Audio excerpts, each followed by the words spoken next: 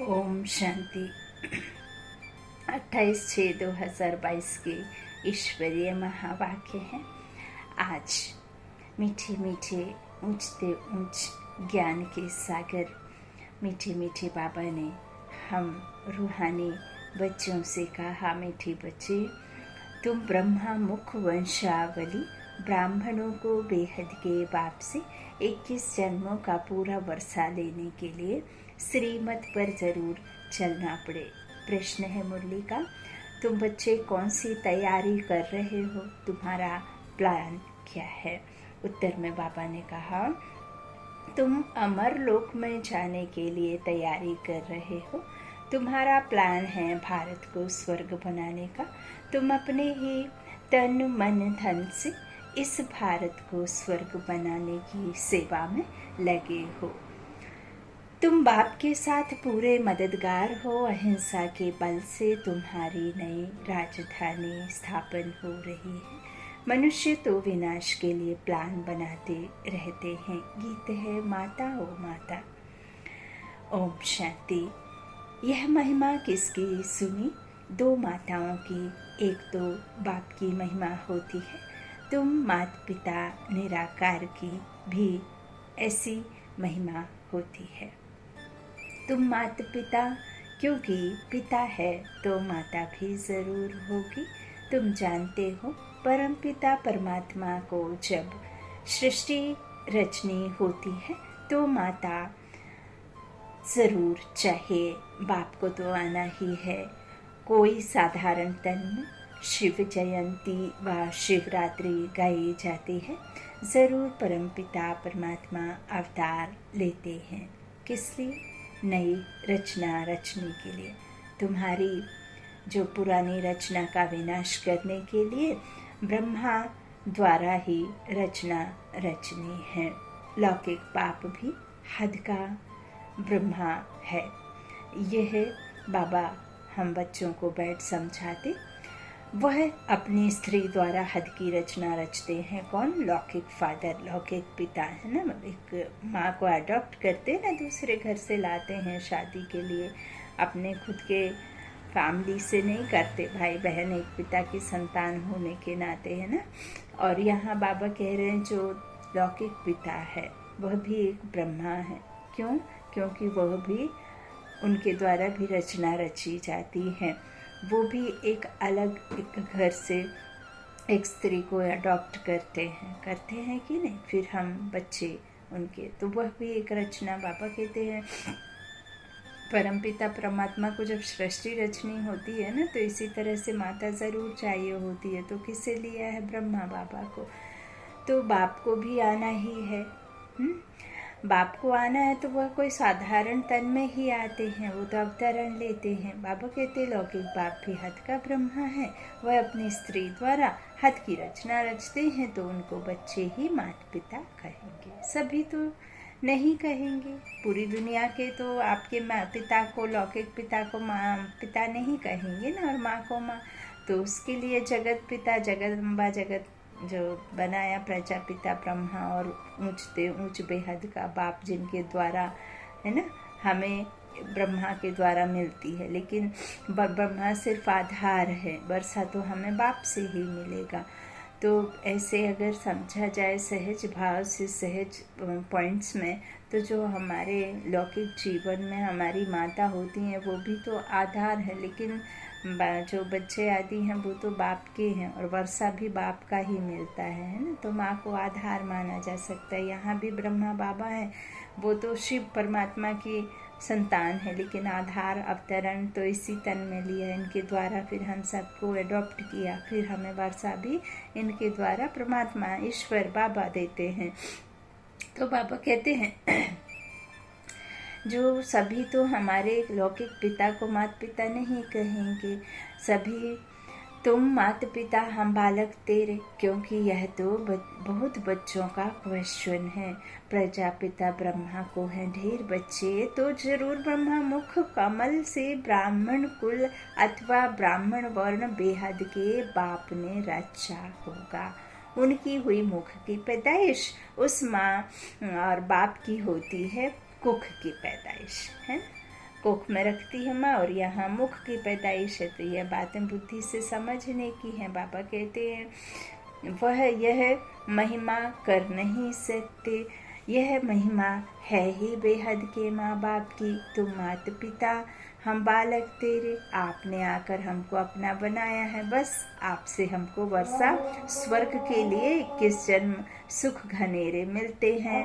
तो ब्रह्मा मुख द्वारा तुम शिव बाबा के पौत्रे पौत्रियां हो गए। ब्रह्मा की मुख वंशावली जगत अम्बा सरस्वती बनती है।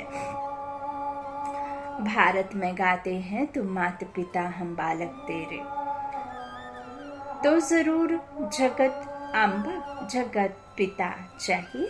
उनके मुख द्वारा ही तुम धर्म के बच्चे बने हो।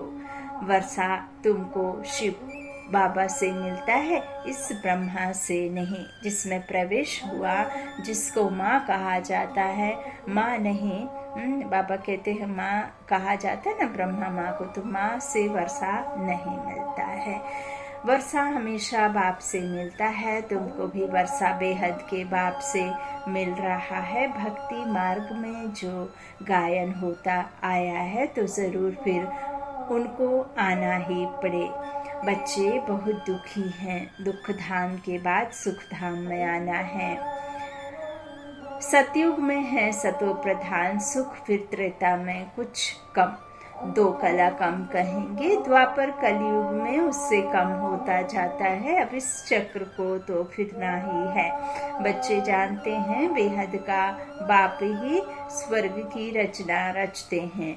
उनको जरूर पहले सूक्ष्म वतन रचना पड़े, क्योंकि ब्रह्मा तो जरूर चाहिए। ब्रह्मा को भी शिव बाबा एडॉप्ट करते हैं, कहते हैं तुम मेरे हो। यह भी कहता है बाबा मैं आपका हूँ। तो ब्रह्मा वल्द शिव हो गया।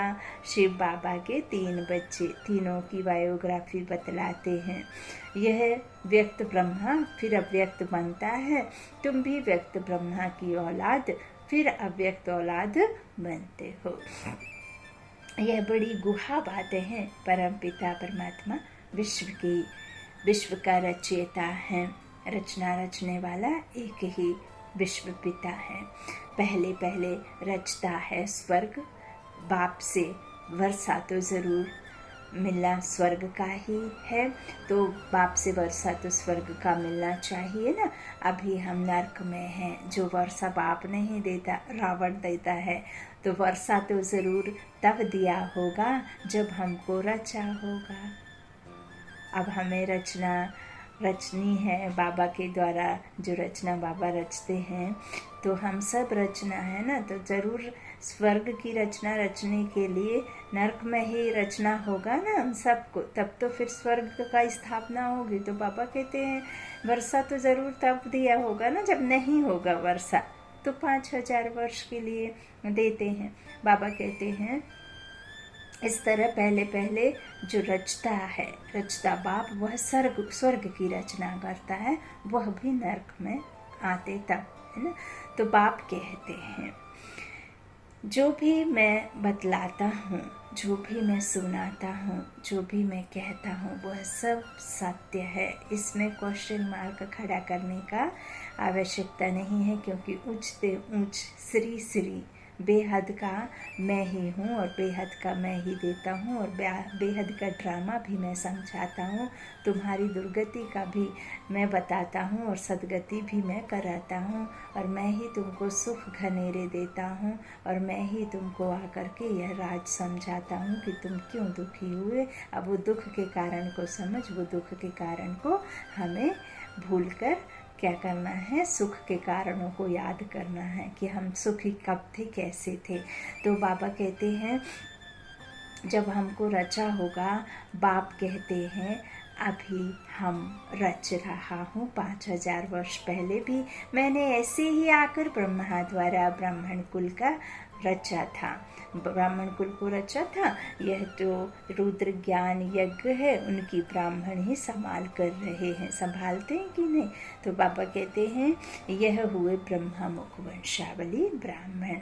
उन ब्राह्मणों को कहेंगे कुखवंशावली ब्राह्मण। अब यहाँ यूँ तो पुण्य आत्मा पावन आत्मा कोई नहीं है, भले वो जंगलों में जाकर के तपस्या करते हैं, कई बचपन से संन्यास ले लेते हैं, लेकिन उन्हें भी पवित्र आत्माएं नहीं कहेंगे, क्योंकि उनका तन तो पतित ही है, कुख से हुआ। बाबा कहते हैं यहाँ जो बाकी जो ब्राह्मण हैं वो कुख वंशावली, लेकिन यहाँ जो बाबा ने ब्राह्मण रचे हैं वो है मुख वंशावली। और मुख वंशावली ब्राह्मण का अर्थ ही बाबा ने बताया है। एक तो ब्रह्मा के द्वारा बाप ने अडॉप्ट किया, दूसरा जो 5 विकार हैं, काम क्रोध मोह लोभ अहंकार, ये 5 विकार उस ब्राह्मण आत्मा के टच भी ना हो, उसे प्यूरिटी कहते हैं, है ना। उस तरह से खुद को आत्मा चैतन्य शक्ति आत्मा समझ निश्चय कर सदा फरिश्ता की भाषा में और देवों की भाषा में वह हमेशा आपको स्वरूप बन करके आपको दिखाता रहे प्रैक्टिकल में, है ना। तो जीते जी किसी भी माया से उनको जो है मोह ना रहे, अव्यक्त स्थिति में रहें, अपने निज गुण में रहें, अपने आत्मा के शांत स्वरूप में अनुभव करते रहें और अनुभव कराते रहें। तो बाबा कहते हैं यह जो हमने रचे हैं वह है मुख वंशावली। पहले ज़रूर ब्राह्मण चाहिए, तो ब्राह्मण कहाँ से कन्वर्ट किए? शूद्र वर्ण यहाँ पर है, तुम बच्चों को ब्राह्मण वर्ण में लाया, पैर से फिर चोटी ब्राह्मण, पैर से फिर चोटी ब्राह्मण। ब्राह्मण से देवता बनना है, यह वर्ण आदि सनातन देवी देवता धर्म वालों के लिए ही है। डेटिज्म धर्म की स्थापना परमात्मा कराते हैं और धर्म वालों के लिए वर्ण नहीं है। 21 जन्म तुम देवता वर्ण में रहते हो, ब्राह्मण वर्ण का यह 1 जन्म या 1.5 भी हो सकता है, क्योंकि जो बच्चे संस्कार ले शरीर छोड़ चले जाते हैं, फिर आकर ज्ञान ले सकते हैं। तो बाप समझाते हैं बच्चे, अगर स्वर्ग का मालिक बनना है तो पवित्र ज़रूर बनना है। 63 जन्म तुमने गोते खाए हैं, अब तुम वहाँ दुख में हो। सारे भारत का क्वेश्चन है ना, ऐसे नहीं कि अब सारा भारत सुखी है। हाँ, भारत में धनवान बहुत हैं। देखो, एक आया था, भल करोड़पति था, परंतु टांग बाह नहीं चलती थी, तो दुख हुआ ना। पैसे हैं, लेकिन यदि पैसे वाले के पास में कोई शारीरिक बीमारी है, रोग है, बच्चे बीमार हैं, कोई भी फैमिली में कोई बहुत अधिक बीमार है, तो उसे आप सुखी कहेंगे? सिर्फ पैसा होने से सुखी नहीं होते ना।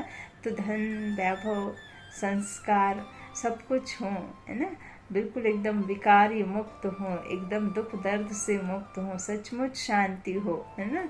तो अद्वैत राज्य और एक होता है द्वैत राज्य, तो यहाँ तो कोई सुखी हो ही नहीं सकता ना।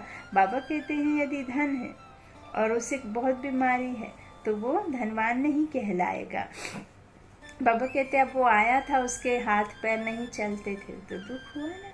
दुनिया में एक भी दुख वाला है तो ज़रूर दुख धाम कहेंगे। सतयुग में एक भी दुखी नहीं होता, भारत सुख धाम था। किससे स्वर्ग को रचा? किसने रचा?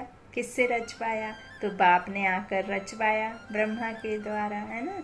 तो बाप ने, हम बच्चे हकदार हैं, मांगते तो भक्ति में है। यहाँ तो बाबा कहते तुम बच्चे हकदार हो, तो तुम जितना चाहो उतना ले लो और तुम पुरुषार्थ के बल पर ले सकते हो। तो 5000 वर्ष पहले भी हम स्वर्ग में ज़रूर थे, कहते हैं। क्राइस्ट से 3000 वर्ष पहले गीता सुनाने आए, तो 5000 वर्ष का टाइम हुआ ना। 2000 वर्ष क्राइस्ट के और 3000 वर्ष उनके आगे। तो अब गीता सुनाने आया है ना। बरोबर देवता धर्म में भी प्रायः लोप है, यहाँ कोई भी देवी धर्म का नहीं है। तुम बच्चे हो ब्राह्मण, है ना, पांडव, जिन्हों का सहायक है गीता का भगवान, वह है निराकार। शास्त्रों में भी है, रुद्र ज्ञान यज्ञ वास्तव में है शिवरात्रि, शिव जयंती। रुद्र जयंती व रुद्र रात्रि नहीं कहते, शिवरात्रि क्यों कहते हैं? अभी बेहद की रात्रि, दुख, है ना, घोर अंधियारा है ना। बाप कहते हैं मैं आता हूँ, बेहद की रात के समय, जब बेहद दुख व्याप्त हो जाता है। अब दिन होने वाला है, मेरा जन्म प्राकृतिक मनुष्यों सादृश्य नहीं होता है। कृष्ण ने तो माँ के गर्भ महल से जन्म लिया। अब तुम बच्चे जानते हो, उस माता पिता से स्वर्ग के सुख घनेरे मिल रहे हैं। दुनिया तो जानती नहीं है कि स्वर्ग और नरक किस चिड़िया का नाम है। बाबा कहते अब तुम यहाँ पढ़ने आए हो, श्रीमत पर चलते हो। श्रीमत पर चलने से तुम स्वर्ग के श्री लक्ष्मी नारायण बनते हो। सतयुग के मालिक हैं तो जरूर कलयुग के अंत में उनका 84वां अंतिम जन्म होगा। तब राजयोग सीखे होंगे, सिर्फ एक तो नहीं, सारा सूर्यवंशी घराना राजयोग सीखता है। जो आकर बेहद के बाप से सूर्यवंशी चंद्रवंशी राज्य का वर्षा ले रहे हैं। बाबा कहते हैं अब तुम मुझसे क्या करो, पवित्र रहने की प्रतिज्ञा करो, क्योंकि मैं पवित्र दुनिया की स्थापना करता हूँ। 63 जन्म तुम पतित बनते आए हो, इसलिए दुखी हुए हो। स्वर्ग में तो बहुत सुखी थे। यह भारत जो कौड़ी मिसल है, फिर हीरे मिसल बनेगा। यह एक ही बाप है जो कहते हैं मैं तुमको फिर से राजयोग सिखलाने आया हूँ। बेहद का बाप कहते हैं तुम यह अंतिम जन्म पवित्र बनो।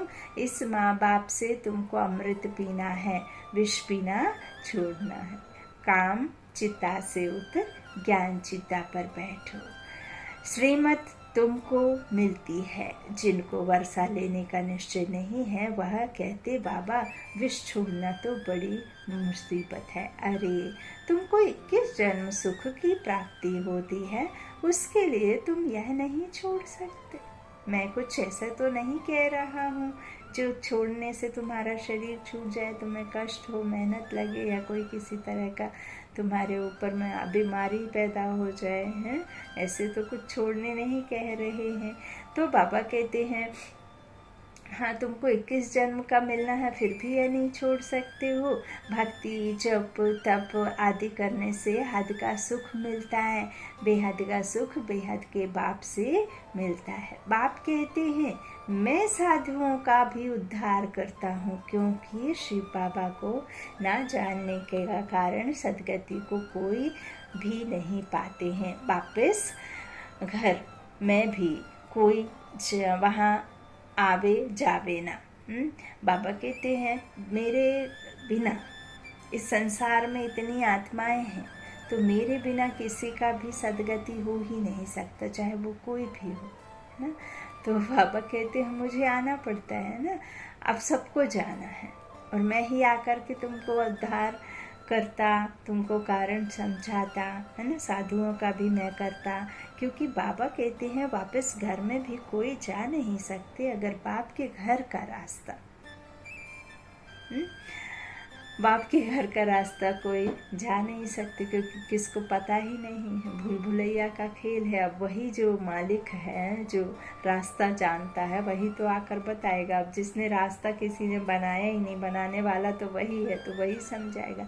अगर बाप के घर का रास्ता जानते हो तो वहाँ आवे जावे ना, क्यों नहीं जाते। सभी को पुनर्जन्म लेना ही है, सतो रजो तमो में आना ही है। अभी तो है झूठी माया, झूठी काया, झूठा सब संसार। जो भी हम इन स्थूल नेत्रों से देख पा रहे हैं वो सब झूठा ही तो है ना। देखिए धन के भी दो हैं, या तो लेकर जा, जो कि रास्ता ही नहीं, लेकर जा नहीं सकते, देकर जा या छोड़ कर जा, है ना। ले जाने का कोई तीसरा मार्ग है ही नहीं। शरीर भी छूट जाता है, जैसे आए थे अशरीरी वैसे ही आ जाएंगे। हाँ ये ज़रूर है कि आत्मा में हम कुछ भर के ले जाएंगे, बाकी भर तो हाथ जाएंगे, बाकी सब ऊपर से दिख रहे हैं लेकिन अंदर से एकदम खाली हैं। तो जो नहीं जानते मानते बाबा को तो खाली ही जाते हैं ना। तो भर तो हाथ जाने वाले तो बाबा के बच्चे हैं, संस्कार आत्मा लेकर जाएगी तो बाबा से इतना सुख पाएगी। बाबा कहते हैं इस तरह से जो भी अभी यहाँ है सब झूठा है। जिसने धर्म स्थापन किया उसके नाम पर ही शास्त्र निकलते हैं, जिसको धर्म शास्त्र कहते हैं। क्राइस्ट ने आकर क्या किया? खुद आया, उनके पिछाड़ी उनके घराने की आत्माओं को आना है, वृद्धि होनी है। अब देखो क्रिश्चियन बनाते जाते हैं, बहुत करके हिंदू धर्म वालों को कन्वर्ट करते जाते हैं। उन्हों को अपने धर्म का पता ही नहीं है।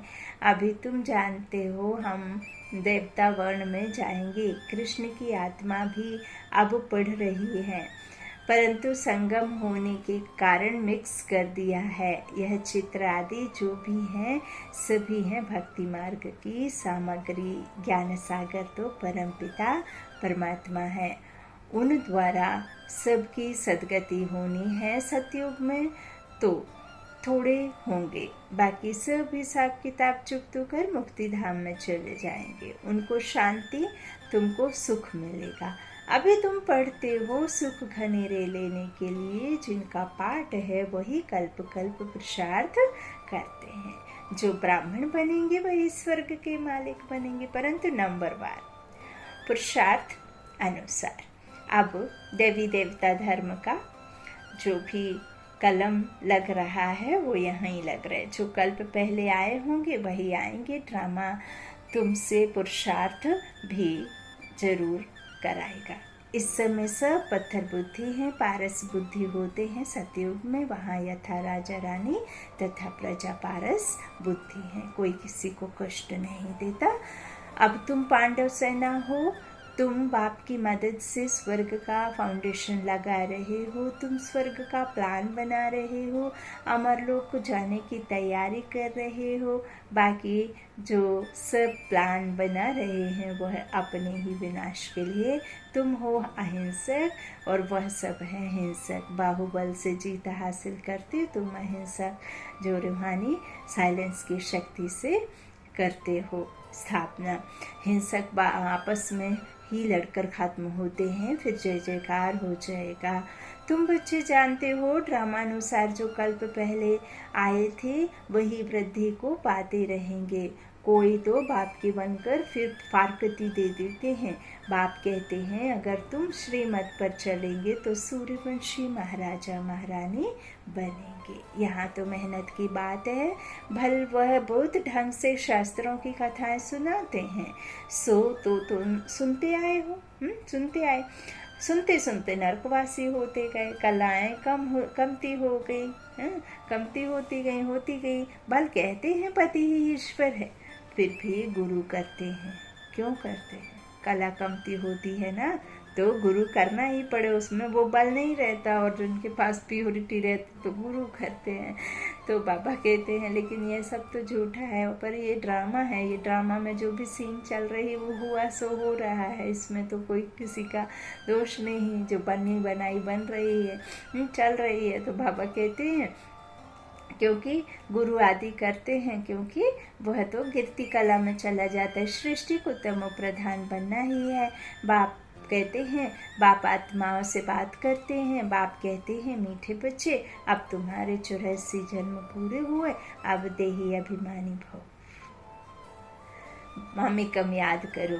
यही सतगुरु का, यही गुरुओं का सभी के लिए मंत्र है, बीज मंत्र है। मामेकम याद कर मन मना भव। मामेकम मुझे याद कर, कर्म में रहते मन मना भव, मन से मुझ एक को याद कर। अच्छा, मीठी मीठी सी कीला दे बच्चों प्रति माता पिता बाप दादा का याद प्यार और गुड मॉर्निंग। रूहानी बाप के रूहानी बच्चों को नमस्ते।